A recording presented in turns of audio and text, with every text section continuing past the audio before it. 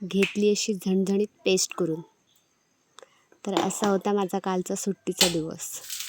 Chicken करायला घेतलं पण नारळच सोललेला नव्हता.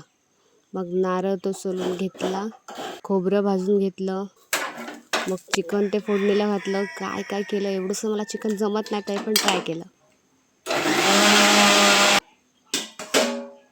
मग भांडी वगैरे क्लीन केली, सगळं पाणी भरायला गेली.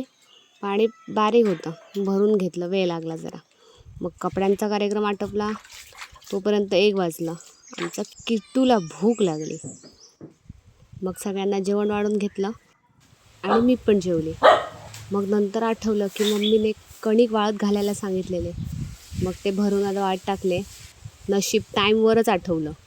मग झोपली मी मस्त 2 तास. मग संध्याकाळी उठली, चहा बटर खाल्ले आणि गेली खाली परसवात. आमचे मिरी आता रेडी झालेले आहेत, फक्त काढायचे बाकी आहेत. त्याचा फुल व्हिडिओ मी नंतर टाकते संपूर्ण काढून झाल्यावर.